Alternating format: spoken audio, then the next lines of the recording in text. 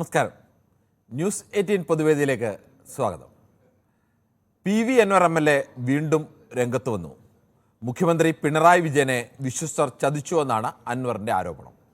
ഉദാഹരണങ്ങൾ ചൂണ്ടിക്കാട്ടിയായിരുന്നു ഇത്. മുഖ്യമന്ത്രിയുടെ പൊളിറ്റിക്കൽ സെക്രട്ടറിയും CPM സംസ്ഥാന കമ്മിറ്റി അംഗവുമായ P ശശിയും ക്രമസമാധാന ചുമതലയുള്ള ADGP MR അജിത് കുമാറും മുഖ്യമന്ത്രിയെ ചതിച്ചുവെന്നാണ് അൻവറിൻ്റെ ആരോപണത്തിൻ്റെ സാരം. മുഖ്യമന്ത്രിയും പാർട്ടി സെക്രട്ടറിയും ആദ്യം നൽകിയ പരാതിയിൽ ശശിയുടെ പേര് ഒഴിവാക്കിയ അൻവർ ശശിയുടെ പേരിൽ ഉടൻ തന്നെ പരാതി നൽകുമെന്നും അറിയിച്ചു. ADGP RSS നേതാക്കളുമായി രഹസ്യ ചർച്ച നടത്തിയത് മുഖ്യമന്ത്രിയിൽ നിന്ന് ഇരുവരും മറച്ചുവെച്ചു. സന്ദീപ് അനന്തഗിരിയുടെ ആശ്രമം കത്തിച്ച കേസിൽ RSS പ്രവർത്തകരെ രക്ഷിക്കാനായി സന്ദീപ് അനന്തഗിരി തന്നെയാണ് ആശ്രമം കത്തിച്ചതെന്ന മട്ടിൽ പ്രചരണം നടത്തി. തുടങ്ങി നിരവധി ആരോപണങ്ങളാണ് അൻവർ ഉന്നയിച്ചത്. കരുത്തരെന്ന് വിശേഷണമുള്ള പിണറായി വിജയൻ ചതിക്കപ്പെട്ടോ? മുഖ്യമന്ത്രി വിശ്വസ്തരായി ഒപ്പം കൂട്ടിയ സുപ്രധാന ചുമതലകൾ വിശ്വസിച്ചേൽപ്പിച്ചവർ ചതിച്ചോ? ഈ വിഷയമാണ് ന്യൂസ് 18 പൊതുവേദി ചർച്ച ചെയ്യുന്നത്. പ്രേക്ഷകർക്കും പ്രതികരിക്കാം.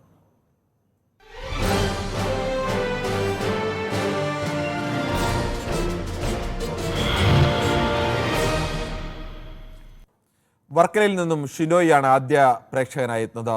ശ്രീ ഷിനോയി, താങ്കൾക്ക് എന്ത് തോന്നുന്നു? അൻവർ വീണ്ടും ആരോപണം ഉന്നയിച്ചിരിക്കുന്നു. മുഖ്യമന്ത്രിയെ വിശ്വസ്തർ ചതിച്ചു എന്നാണ് പറയുന്നത്. അങ്ങനെ ഒരു ചതി ഉണ്ടായതായി കരുതുന്നുണ്ടോ? എനിക്കങ്ങനെ തോന്നുന്നില്ല കേട്ടാ. അങ്ങനെ ഒരു ചതി വന്നു.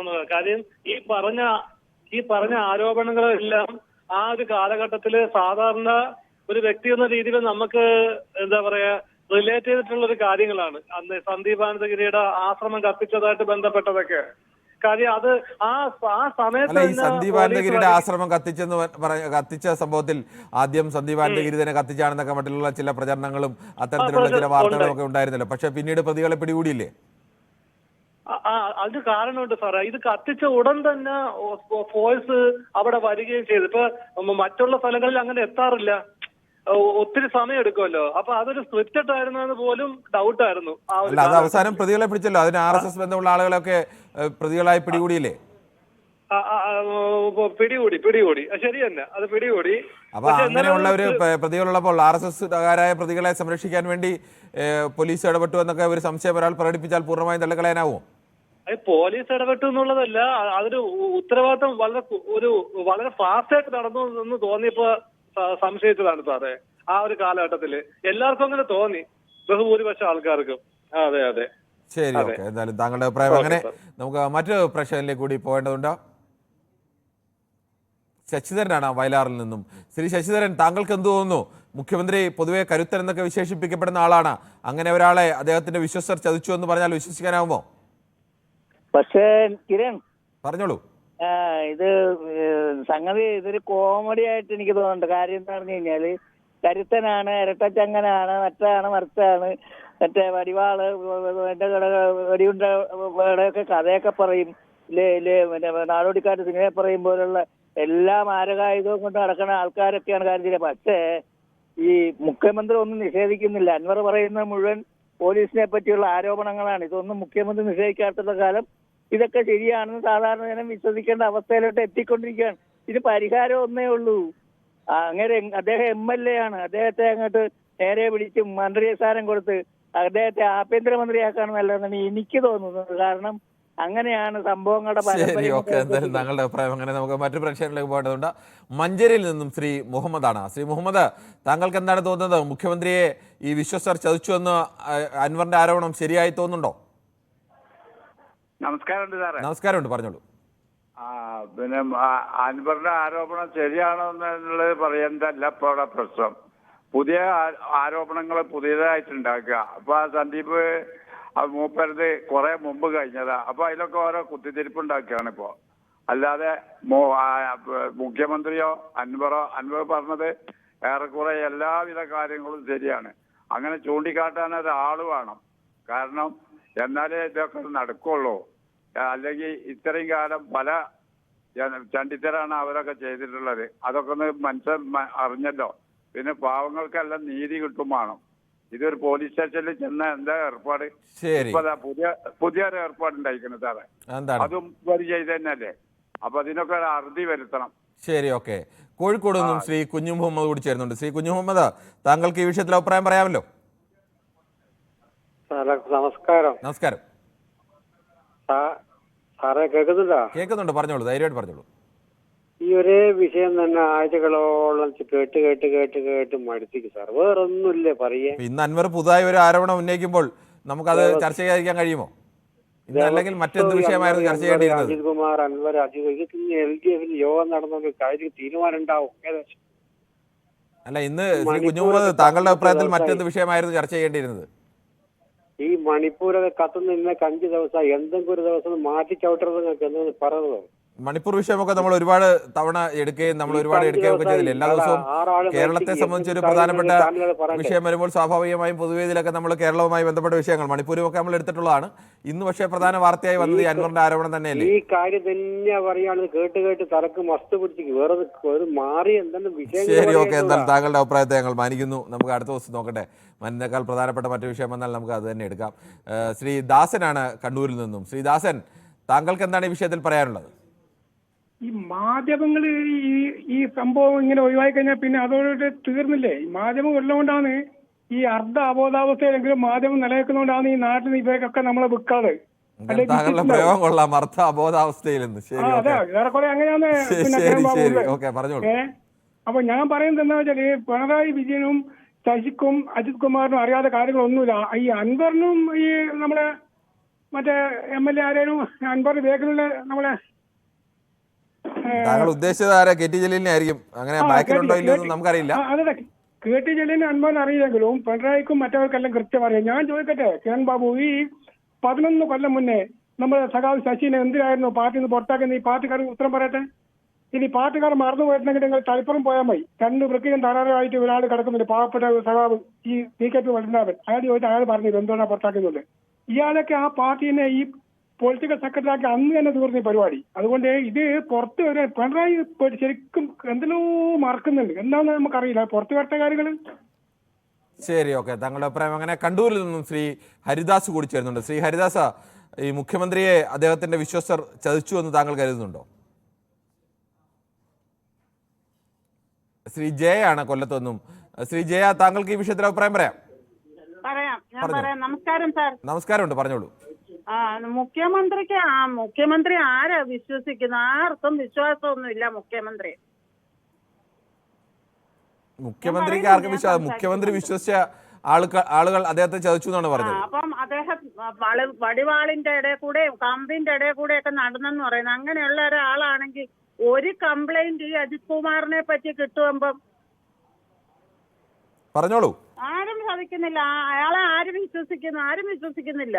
വടിവാളിന്റെ ഇടയും കമ്പിന്റെ ഇടയിൽ കൂടെ ഒക്കെ നടന്നു പോന്നെന്ന് പറയുന്ന ആളെ ഒരു കംപ്ലൈന്റ് പുള്ളിക്ക് വരുമ്പോ അജിത് കുമാറിനെ മാറ്റേണ്ടതല്ലേ? ഇപ്പൊ എത്ര കംപ്ലൈന്റ് വന്ന പുള്ളിയെ. അതുകൊണ്ട് ആരും പുള്ളിയെ വിശ്വസിക്കുന്നുമില്ല, ആരും പുള്ളിയെ അംഗീകരിക്കുന്നുമില്ല. ശരി, ഓക്കെ. അങ്ങനെ എല്ലാവരെയും അടച്ച് അങ്ങനെ പറയരുത്. എന്തായാലും കേരളത്തിന്റെ മുഖ്യമന്ത്രിയാണ്, ഭൂരിപക്ഷം പേർ വോട്ട് ചെയ്ത മുന്നണിയുടെ നേതാവാണ്. ശ്രീ ഗോപാലകൃഷ്ണനാണ് വടകരയിൽ നിന്നും. ശ്രീ ഗോപാലകൃഷ്ണൻ, താങ്കൾക്ക് എന്താണ് ഈ വിഷയത്തിൽ പറയാനുള്ളത്? നമസ്കാരം സാർ. ഗോപാലകൃഷ്ണനല്ല, ബാലകൃഷ്ണനാണ്. ബാലകൃഷ്ണൻ, ക്ഷമിക്കണം. ബാലകൃഷ്ണൻ പറയൂ. സാറേ, ഈ കാര്യത്തിലൊന്നും പറയാനില്ല. മുഖ്യമന്ത്രിക്ക് നമ്മുടെ നാട്ടിലൊരു ചൊല്ലുണ്ട്, കഴിച്ചിട്ട് ഇറക്കാനും വയ്യ, മതിർത്തിട്ട് തുപ്പാനും വയ്യ. ആ ഒരു അവസ്ഥയിലാണ് മുഖ്യമന്ത്രി ഇപ്പോൾ ഉള്ളത്. കാരണം എന്താണെന്ന് വെച്ചാൽ ഈ ADGPയെ അജിത് കുമാറും BJP നേതാക്കളുമായിട്ട് ചർച്ച നടത്തിയിട്ടുണ്ടെന്നുള്ളത് ശരിയാ. അതെന്താണെന്ന് വെച്ചാൽ ഈ തെരഞ്ഞെടുപ്പ് നടക്കാൻ പോകുന്ന പഞ്ചായത്ത് തെരഞ്ഞെടുപ്പിൽ BJPയും CPM ധാരണ കേരളത്തിൽ ഉണ്ടാക്കാൻ യാതൊരു സംശയവും വേണ്ട. ഈ പഞ്ചായത്ത് തെരഞ്ഞെടുപ്പിലൊക്കെ അങ്ങനെ ധാരണ ഉണ്ടാക്കേണ്ട കാര്യം CPM-നുണ്ടോ? അത് ഇവിടുത്തെ അരിഹാരം കഴിക്കുന്നവർക്ക് അറിയാലോ. കേരളത്തിലെ വോട്ടിംഗ് ശതമാനം വെച്ച് പരിശോധിച്ചാൽ എന്താവും BJPയും CPM-ഉം ഒരു ധാരണ ഉണ്ടാക്കിയാലെന്ന്. അത് സാറ് വെറുതെ പഞ്ചായത്ത് തെരഞ്ഞെടുപ്പിൽ അങ്ങനെ CPM-ന് ഏതെങ്കിലും കാലത്ത് അടുത്ത കാലത്തൊന്നും ഇടതുമുന്നണിക്ക് അങ്ങനെ പഞ്ചായത്ത് തെരഞ്ഞെടുപ്പിൽ വലിയ തിരിച്ചടിയൊന്നും ഉണ്ടായിട്ടില്ലല്ലോ. പഞ്ചായത്ത് തെരഞ്ഞെടുപ്പ് തിരിച്ചടി ഉണ്ടായിട്ടില്ല. ഇക്കഴിഞ്ഞ കാലത്ത് കഴിഞ്ഞ പാർലമെന്റ് തെരഞ്ഞെടുപ്പിലും തിരിച്ചടി ഉണ്ടായിട്ടുണ്ടല്ലോ. പക്ഷെ അതിനുശേഷം കഴിഞ്ഞ പാർലമെന്റ് തെരഞ്ഞെടുപ്പിലും തിരിച്ചടി ഉണ്ടായി. അതിനുശേഷം നടന്ന പഞ്ചായത്ത് തെരഞ്ഞെടുപ്പിലും നിയമസഭാ തെരഞ്ഞെടുപ്പിലും ഒക്കെ ഇടതുമുന്നണിക്ക് അങ്ങനെ തിരിച്ചടി ഉണ്ടായില്ലല്ലോ. അത് ഉണ്ടായിട്ടില്ല. പക്ഷെ അന്ന് ജിഹാദി മുന്നണി മുഴുവൻ വോട്ട് ചെയ്തവർക്കാണ്. ഇപ്പൊ ആ ജിഹാദി മുന്നണി അതാരാണ് ഈ താങ്കൾ ഈ പറയുന്ന ജിഹാദി മുന്നണി? കേരളത്തിൽ ആരാണ് ഈ ജിഹാദി മുന്നണി? കേരളത്തിലാരാ ജിഹാദി മുന്നണി എന്നേക്കാൾ കൂടുതൽ പത്രപ്രവർത്തന ഞങ്ങൾക്കാർക്കും അറിയില്ല കേരളത്തിൽ ജിഹാദി മുന്നണി ഉള്ളതായിട്ട്. എന്നെ കൊണ്ട് പറയിപ്പിക്കണേ. ജമാഅത്തെ ഇസ്ലാമി പോപ്പുലർ ഫണ്ട് പോലത്തെ ജിഹാദി മുന്നണിയുടെ വോട്ട് ഇപ്രാവശ്യം UDF-നാണ്. ഞാനൊരു കാര്യം ചോദിക്കട്ടെ, താങ്കൾ പറയുന്ന ഈ രണ്ട് ആളുകൾ കൂടി ചേർന്നാൽ കേരളത്തിൽ ഏതെങ്കിലും ഒരു നിയമസഭാ സീറ്റിൽ ഒരു സ്ഥാനാർത്ഥിയെ ജയിപ്പിക്കാനുള്ള വോട്ട് പോലും ഇല്ല. പിന്നെ എങ്ങനെയാണ് അവർ മാത്രം ചേർന്ന് ഒരാളെ ജയിപ്പിക്കുന്നതെന്നൊക്കെ പറയുന്നത്? അങ്ങനെയല്ല. പിന്നെ എങ്ങനെയാണ്? ഒരു 15,000 വോട്ടുണ്ടെങ്കിൽ ഒരു പക്ഷേ അവർ വോട്ട് ചെയ്താൽ 5,000 വോട്ടിൽ ജയിക്കുന്ന ഒരു മണ്ഡലത്തിൽ മറുകക്ഷി ജയിക്കുന്ന ഒരു മണ്ഡലത്തിൽ ഈസിയായി ജയിക്കൂല സാർ. ഈ അതാ ഞാൻ ചോദിച്ചത്, SDP-യുടെ ഒക്കെ ആയ കാലത്ത് SDP-ക്ക് കിട്ടിയ വോട്ടുകളുടെ കണക്ക് പരിശോധിച്ചാൽ തന്നെ അറിയാം അവർക്ക് അങ്ങനെ കേരളത്തിൽ ഏതെങ്കിലും ഒരു 10 മണ്ഡലത്തിൽ സ്ഥാനാർത്ഥികളെ ജയിപ്പിക്കാൻ തക്ക വോട്ടൊന്നും അല്ലെങ്കിൽ അങ്ങനെ ഒരു ശേഷിയൊന്നും അവർക്ക് ഇതുവരെ ഉണ്ടായിട്ടില്ല. ഇതിങ്ങനെ ചിലരെയൊക്കെ കാണിച്ച് മറ്റു ചില താല്പര്യങ്ങൾ വളർത്താൻ വേണ്ടി മനഃപൂർവ്വം പറയുന്നതല്ലേ താങ്കൾ ഇത്തരം പ്രയോഗങ്ങളൊക്കെ? അല്ല സാർ, അത് CPM-ന് അറിയാം സാർ. കഴിഞ്ഞ കാലങ്ങളിൽ അവരുടെ വോട്ട് കിട്ടിയത് ഇവർക്കാണ്. അപ്പോൾ അവർ ഈസി ജയിച്ചിട്ടുണ്ട്. മഹാഭൂരിപക്ഷം വരുന്നവരുടെ വോട്ട് വേണ്ട, അങ്ങനെ ഒരു ചെറിയ ആളുകളുടെ മാത്രം വോട്ട് കിട്ടിയാണോ ജയിക്കുന്നത്? അതെങ്ങനെയാണ് താങ്കൾ പറയുന്നത്? ഭൂരിപക്ഷം പേര് വോട്ട് ചെയ്തവരെല്ലാം മണ്ടന്മാരാണ്. അതാണ് സാർ, ഈ പ്രാവശ്യം ഭൂരിപക്ഷ ഏകീകരണം കുറച്ചുണ്ടായിട്ടുണ്ട് സാർ ഇതിനെതിരായിട്ട്. അതൊക്കെ മനസ്സിലാക്കിയിട്ടുണ്ട്. അതുകൊണ്ടാണ് ഈ ഭൂരിപക്ഷം എവിടെയാണോ ഏകീകരിക്കുന്നത് അവിടത്തേക്ക് അവരെ ശ്രദ്ധ കേന്ദ്രീകരിക്കുന്നത്. ഈ നേതാക്കന്മാരെയൊക്കെ ഈ ഉദ്യോഗസ്ഥന്മാരെയൊക്കെ അവിടേക്ക് അയച്ച് നടത്തുന്നത്. ശരി, ഓക്കെ. താങ്കളുടെ അഭിപ്രായം എന്തായാലും താങ്കളുടെ അഭിപ്രായത്തോടൊന്നും എനിക്ക് അതിനോട് യോജിപ്പൊന്നുമില്ല. താങ്കൾക്ക് താങ്കളുടേതായ അഭിപ്രായം പറയാം. എന്തായാലും മറ്റൊരു പ്രേക്ഷകൻ കൂടിയുണ്ട്. ശ്രീ ജയകുമാറാണ് തിരുവനന്തപുരത്ത് നിന്ന്. ശ്രീ ജയകുമാർ, താങ്കൾക്ക് എന്ത് തോന്നുന്നു? മുഖ്യമന്ത്രിയെ വിശ്വസ്തർ ചതിച്ചു എന്ന് തോന്നുന്നുണ്ടോ? നമസ്കാരം സാറേ. പറഞ്ഞോളൂ. മുഖ്യമന്ത്രി ആരും ചതിച്ചതൊന്നുമല്ല. കാരണം വെച്ചാൽ മുഖ്യമന്ത്രിയെ രക്ഷിക്കാൻ വേണ്ടി അൻവർ മുഖ്യമന്ത്രി അറിഞ്ഞില്ല എന്ന് പറയുന്നതാണ്. അദ്ദേഹം മക്കൾക്ക് വേണ്ടി ധൃതരാഷ്ട്രമായതാണ്. അല്ല, അദ്ദേഹം ആരും ചതിച്ചൊന്നുമല്ല. കാരണം ഇവിടെ ഈ ലോ ആൻഡ് ഓർഡറും ഭരണവും RSS ആണ് നടത്തുന്നുള്ളത് ഈ നേരത്തെ തന്നെയാണ് പ്രതിപക്ഷം പറഞ്ഞുകൊണ്ടിരുന്നതാണ് ഇപ്പൊ അൻവർ പറയുന്നത്. അല്ല, അദ്ദേഹത്തെ ആരും ചതിച്ചതൊന്നുമില്ല. അദ്ദേഹം ബുദ്ധിമാൻ തന്നെയാണ്. അദ്ദേഹത്തിന് മക്കളുടെ ഇതിൽ കണ്ണു കാണാൻ വയ്യാതായിപ്പോയി. ഇത്രയേ ഉള്ളൂ സംഭവം. ശരി, ഓക്കെ. താങ്കളുടെ അഭിപ്രായം അങ്ങനെ. ശ്രീജിത്താണ് തിരൂരിൽ നിന്നും. ശ്രീജിത്ത്, താങ്കൾക്ക് എന്ത് തോന്നുന്നു? ഈ അൻവറിന്റെ ആരോപണത്തിൽ എന്തെങ്കിലും കഴമ്പുണ്ടോ? അല്ല, ഈ സാർ, ഈ പിണറായി വിജയനോ നമ്മളെ ഇത് അറിയുന്നില്ല എന്നുണ്ടെങ്കിൽ, പിണറായി വിജയനല്ല ആഭ്യന്തരമന്ത്രി. അപ്പൊ അറിയുന്നില്ല എന്നുണ്ടെങ്കിൽ ഇപ്പൊ എന്താ ചെയ്യാം നമ്മള്? PV അൻവറും KT ജലീൽ, ഇപ്പൊ നിങ്ങൾ പറയണ KT ജലീലുണ്ടല്ലോ, KT ജലീല് RSS-ഉമായിട്ട് ചർച്ച നടത്തിയതാണ് വിഷയം എന്നുണ്ടെങ്കിൽ KT ജലീലിനെ, ഞാൻ തിരൂരുള്ളതാണ്, മലപ്പുറത്തുള്ളതാണ്. KT ജലീൽ സിമിക്കാരനാണ്. അതെങ്ങനെയാണ്? ഏതോ ഒരു കാലത്തൊരു സംഘടനയിൽ ഉണ്ടായിരുന്നതുകൊണ്ട് ആ സംഘടനയിൽ നിന്ന് മാറി മറ്റു സംഘടനയിലേക്ക് വരുന്ന കാലത്തെല്ലാം അയാൾ സിമിക്കാരനാണെന്ന് ഇങ്ങനെ ആവർത്തിച്ച് പറയുന്നത് എങ്ങനെയാണ്? ഏതോ ഒരു കാലത്ത് പ്രവർത്തിച്ചത് ഇപ്പൊ പ്രവർത്തിക്കുന്നതും ഇപ്പൊ പ്രവർത്തിക്കുന്ന അദ്ദേഹം അങ്ങനെ സംഘടനയെ പ്രവർത്തിക്കുന്നില്ല. താങ്കൾ എന്തിന്റെ അടിസ്ഥാനത്തിലാണ് ഇങ്ങനെ ആരോപണം ഉന്നയിക്കുന്നത്? അടിസ്ഥാനരഹിതമായ ഇത്തരം ആരോപണങ്ങൾ എങ്ങനെയാണ് താങ്കൾ ഉന്നയിക്കുന്നത്? താങ്കൾക്ക് എന്തെങ്കിലും തെളിവുണ്ടോ ശ്രീജിത്ത്? അയാൾ മതവിശ്വാസിയാണോ സഖാവാണോ? അദ്ദേഹം എന്തായാലും ഈ താങ്കൾ പറയുന്ന ഇതിന്റെ പ്രവർത്തനമല്ല. CPM-ന് മെമ്പർഷിപ്പ് ഉണ്ടോ ഇല്ലയോ എന്നുള്ളതല്ല. താങ്കൾ നേരത്തെ പറഞ്ഞല്ലോ, മറ്റേ ബാലകൃഷ്ണനോട് തർക്കിക്കുന്നുണ്ട്. ആറ്റിങ്ങലെ ആലപ്പുഴയിലെ വോട്ടിംഗ് പാറ്റേൺ ശ്രദ്ധിച്ചു. എന്താ വോട്ടിംഗ് പാറ്റേൺ പ്രശ്നം? നിങ്ങൾ മാധ്യമപ്രവർത്തകരാണോ? അതെ, എന്താ പ്രശ്നം? താങ്കൾ ചുമ്മാ ഒരു ആരോപണം ഉന്നയിച്ചാൽ മതിയോ? ഇതേ KT ജലീലല്ലേ അവിടെ മത്സരിക്കുകയും ജയിക്കുകയും ചെയ്തത്? 3,11,000 വോട്ടിന്റെ നിങ്ങളാണ് ആറ്റിങ്ങലിന്റെ മറ്റേ വോട്ടിംഗ് ശതമാനം വെച്ച് ഇതേ KT ജലീലല്ലേ മത്സരിക്കുകയും ജയിക്കുകയും ചെയ്ത് മന്ത്രിയായത്? ജിഹാദികളുടെ വിഴുപ്പ കളിക്കുന്നത് കൊണ്ട് കിട്ടി. മനസ്സിലല്ലേ? അവരെ പൈസ പറ്റിയിട്ട് ഇമ്മാതിരി പ്രവർത്തനം നടത്തുന്നതല്ല മാധ്യമപ്രവർത്തനം. താങ്കൾ ഈ പറയുന്നതല്ല. താങ്കൾ സാധാരണഗതിയിൽ ഒരാൾ പറയേണ്ടത്, ചിന്തിക്കുന്ന ഒരു മനുഷ്യന് പറയാൻ കഴിയുന്ന കാര്യങ്ങളല്ല താങ്കൾ പറയുന്നത്. ഹമാസിന് വേണ്ടിയിട്ട് ഹമാസിന്റെ ഉപ നേതാവ് ഇവിടെ വന്ന് മലപ്പുറത്ത് വന്ന് ഉദ്ഘാടനം ചെയ്തപ്പോൾ അതിനെ ന്യായീകരിച്ച് വലിയ ആളുകളല്ലേ നിങ്ങൾ മാധ്യമപ്രവർത്തകർ? അത് നിങ്ങൾക്ക് വിഷയമാണോ? ആണോ?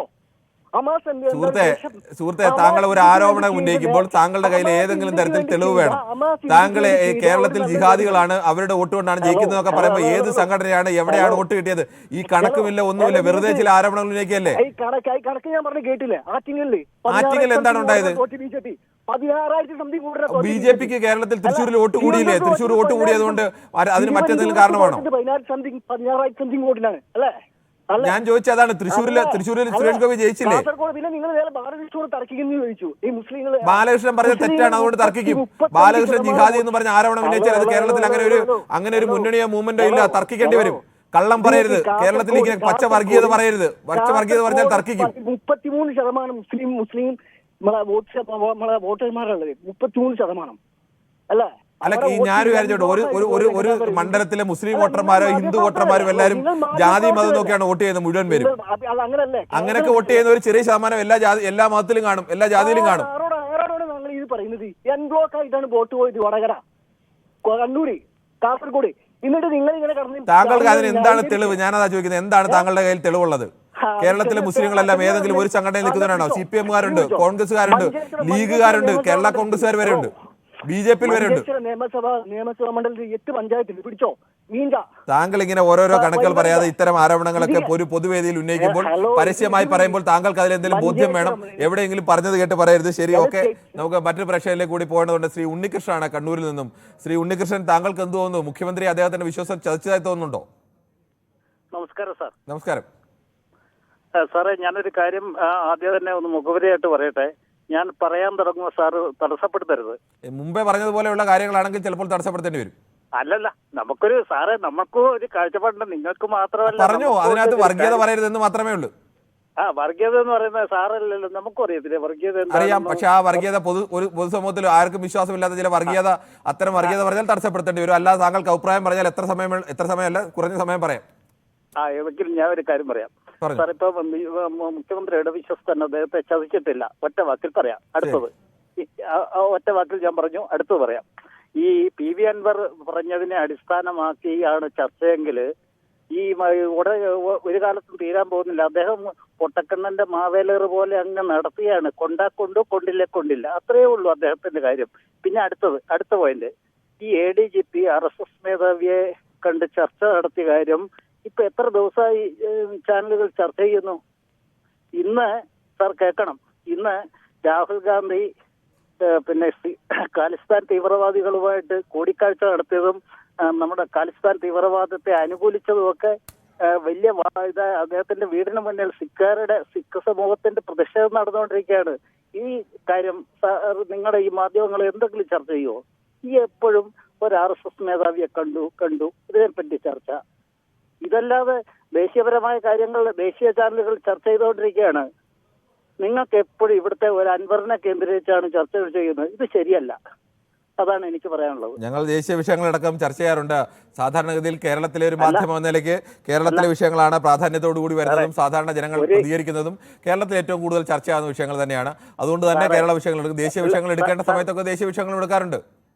ഒറ്റ കാര്യങ്ങളും, ഇന്ത്യയുടെ പ്രതിപക്ഷ നേതാവാണ് ഒരു സിഖ് ഭീകരവാദി, അത് ഖാലിസ്ഥാൻ ഭീകരവാദത്തെ സപ്പോർട്ട് ചെയ്തുകൊണ്ട് സംസാരിച്ചിരിക്കുന്നത്.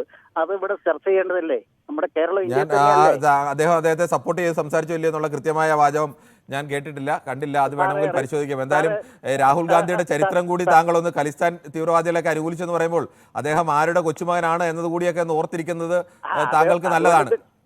സാറേ, റിപ്പബ്ലിക് ചാനലും ഇന്ത്യ ടുഡേ ചാനലും ഞാൻ പറഞ്ഞല്ലോ, ഞാൻ ആ വാർത്ത കൃത്യമായി ഫോളോ ചെയ്തില്ല. അതുകൊണ്ട് ഞാൻ വേണമെങ്കിൽ അത് നോക്കാം.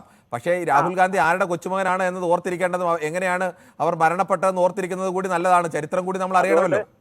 ഉപ്പ് തിന്നാൻ വെള്ളം കുടിക്കും, അതുകൊണ്ട് അവർക്ക് പറ്റിയിട്ടുണ്ടാവും. അവര് കാണിച്ച സിഖ് ഭീകരവാദത്തെ പിന്തുണച്ചു, അതുകൊണ്ടാണ് അവരുടെ കൈ കൊണ്ട് തന്നെ വാളെടുത്തവും വളരെന്ന് പറഞ്ഞ പോലെ അവർക്ക് സംഭവിച്ചത്. അല്ലാതെ അതിനപ്പുറം ഒന്നുമില്ല. ശരി, അത് താങ്കളുടെ അഭിപ്രായം. അങ്ങനെ എന്തായാലും ഒരു ഇന്ത്യയുടെ പ്രധാനമന്ത്രിക്ക് നേരെ ഉണ്ടാകുന്ന ആക്രമണങ്ങളെ അങ്ങനെ ഏതെങ്കിലും തരത്തിൽ തള്ളിക്കളയാൻ ഞങ്ങൾ ഒരുക്കമല്ല. നമുക്ക് മറ്റൊരു പ്രശ്നത്തിലേക്ക് കൂടി പോകേണ്ടതുണ്ട്. ശ്രീ സുരേന്ദ്രനാണ് പാലക്കാട് നിന്നും. ശ്രീ സുന്ദരൻ്റെ ടെലിഫോൺ ബന്ധത്തിൽ ചില തടസ്സങ്ങളുണ്ടെന്ന് തോന്നുന്നു. എന്തായാലും ഒരു ചെറിയ ഇടവേളയ്ക്ക് ശേഷം വീണ്ടും പൊതുവെ തുടരും.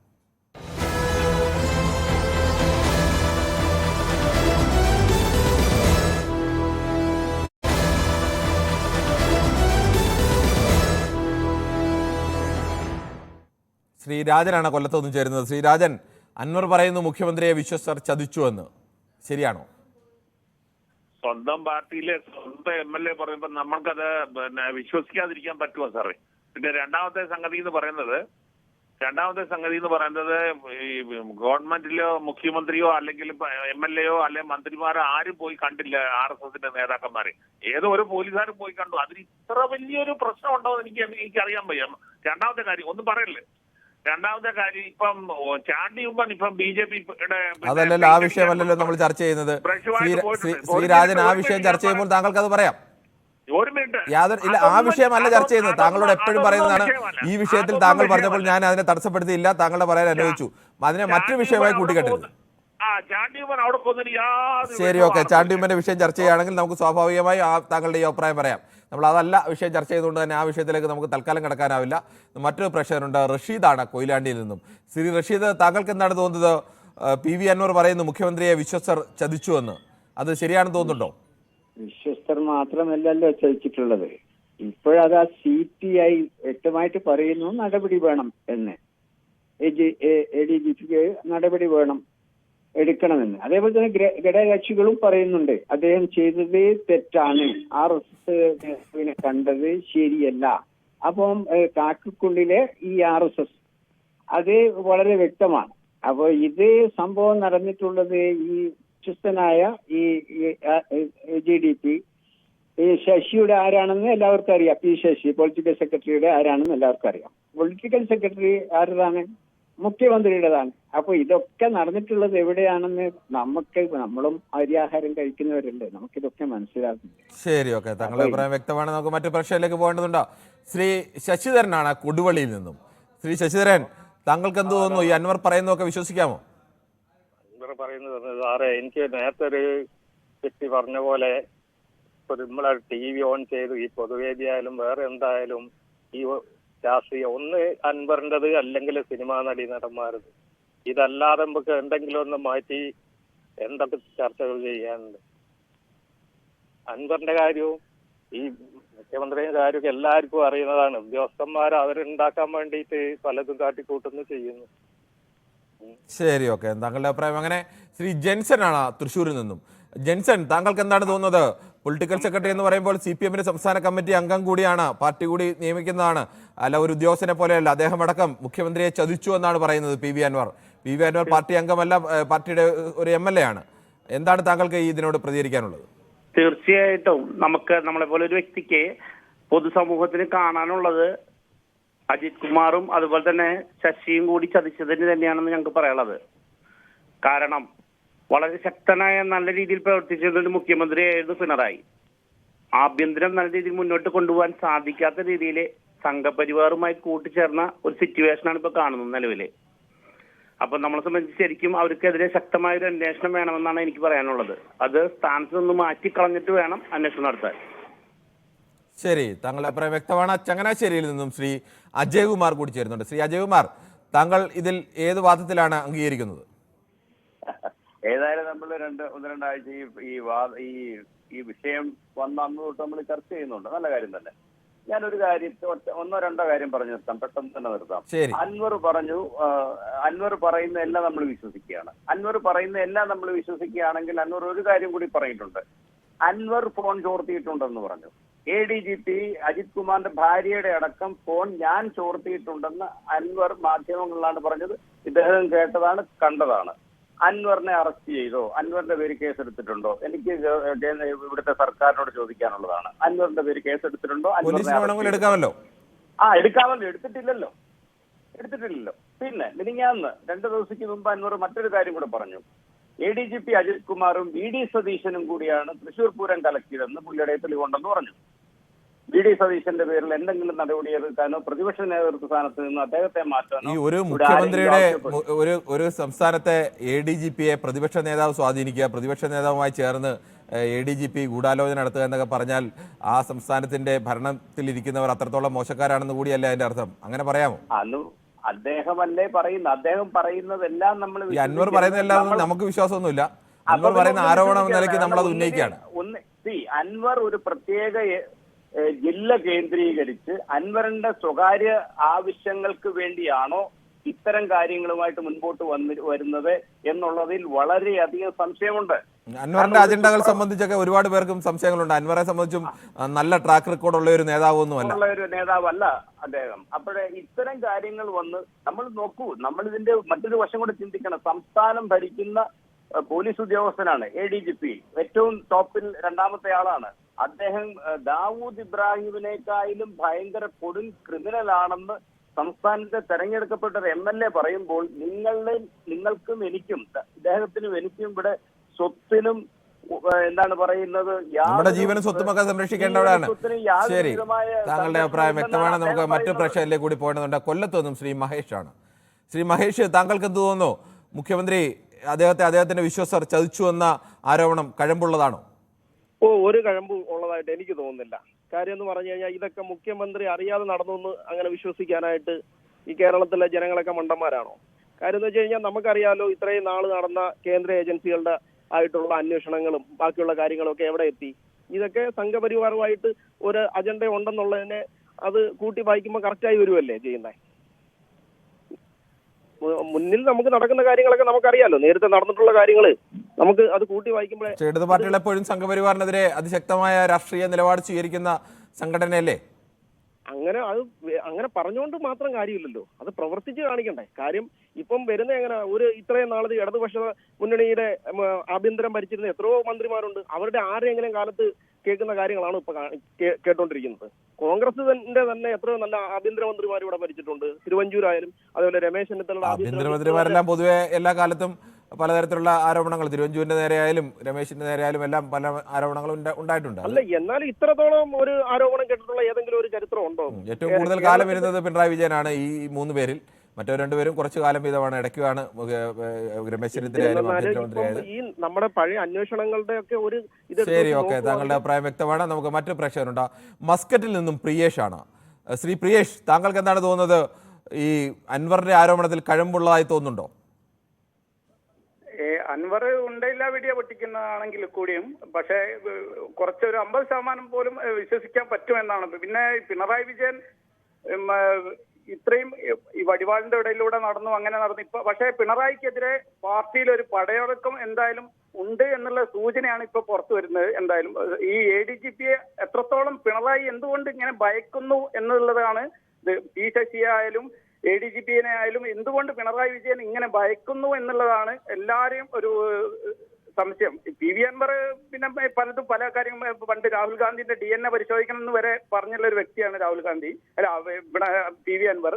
പക്ഷെ PV അൻവർ ഇപ്പൊ പറഞ്ഞതിൽ കുറേയേറെ കാര്യങ്ങൾ, കാരണം എന്തുകൊണ്ടാണ് പിണറായി വിജയൻ ADGPനെ ഇത്രയധികം സംരക്ഷിക്കുന്നത്? കാരണം ഒരു മാർക്സിസ്റ്റ് സർക്കാർ ആദ്യം, പണ്ടത്തെ മാർക്സിസ്റ്റ് ആണെന്നുണ്ടെങ്കിൽ അവര് ആദ്യം ഈ RSSനെതിരെ പോരാടിയ കഥയൊക്കെയാണ് ഇന്നലെ കുറെ പ്രസംഗത്തിൽ 1 മണിക്കൂർ എടുത്ത പ്രസംഗത്തിൽ പിണറായി വിജയൻ പറഞ്ഞിട്ടുണ്ടായിരുന്നത്. താങ്കളുടെ അഭിപ്രായം വളരെ വ്യക്തമാണ്. എന്തായാലും പൊതുവെയുടെ സമയം അവസാനിക്കുന്നതുകൊണ്ടാണ് ഇടപെടുന്നത്. എന്തായാലും പ്രേക്ഷകർ വ്യത്യസ്തമായ അഭിപ്രായ പ്രകടനങ്ങളാണ് നടത്തിയത്. അങ്ങനെ ആരെങ്കിലും പിണറായി വിജയനെ ചതിച്ചതായി കരുതുന്നില്ല. അത് മുഖ്യമന്ത്രിയെ രക്ഷിക്കാൻ വേണ്ടിയുള്ള അൻവറിന്റെ ശ്രമമാണ്. അങ്ങനെയല്ല, മുഖ്യമന്ത്രിക്ക് ഇവരിൽ നിന്നൊക്കെ ചതി നേരിട്ടിട്ടുണ്ട്, ഇത്തരം കാര്യങ്ങളൊക്കെ വീഴ്ച ഉണ്ടായത് അങ്ങനെയാണ് എന്ന് വിശ്വസിക്കുന്നവരും അങ്ങനെ അഭിപ്രായം പറഞ്ഞവരുണ്ട്. വളരെ തികച്ചും വ്യത്യസ്തമായ അഭിപ്രായ പ്രകടനങ്ങളായിരുന്നു പ്രേക്ഷകരുടെ ഭാഗത്തു നിന്നുണ്ടായത്. ഇടയ്ക്ക് ചില തരത്തിൽ വർഗീയ അഭിപ്രായ പ്രകടനം നടത്തുന്നത്. ദയവേത് ഇത്തരം ഒരു പൊതുവേദിയിൽ സംസാരിക്കുമ്പോൾ ആയിരക്കണക്കിന് ആളുകൾ കേൾക്കുന്നതാണ് വിവിധ സ്ഥലങ്ങളിൽ നിന്ന്. അങ്ങനെ ഒരു അഭിപ്രായം പറയുമ്പോൾ നമുക്ക് ബോധ്യമുള്ള കാര്യങ്ങൾ പറയണം. സമൂഹത്തിൽ അങ്ങനെ പല കഥകളും പല തരത്തിലും കേൾക്കും. അത്തരം കാര്യങ്ങൾ വിളിച്ചു പറയാനുള്ളൊരു വേദിയല്ല പൊതുവേദി. നിങ്ങളുടെ അഭിപ്രായങ്ങൾ അത് ഏത് രാഷ്ട്രീയ പാർട്ടിയെ ചേർന്നോ യോജിക്കുന്നതോ വിയോജിക്കുന്നതോ ഒക്കെ ആയിക്കോട്ടെ, അത് നിങ്ങൾക്ക് പറയാം. പക്ഷേ പറയുമ്പോൾ ആ പറച്ചിലിൻ്റെ ഒരു മാന്യത, സഭ്യത അല്ലെങ്കിൽ ഉപയോഗിക്കുന്ന ഭാഷയിലടക്കം അത് സംരക്ഷിക്കണം എന്നതുകൂടി അഭ്യർത്ഥിക്കുകയാണ്. നാളെയും ഇതേ സമയം News 18 പൊതുവേദി മറ്റൊരു വിഷയവുമായി.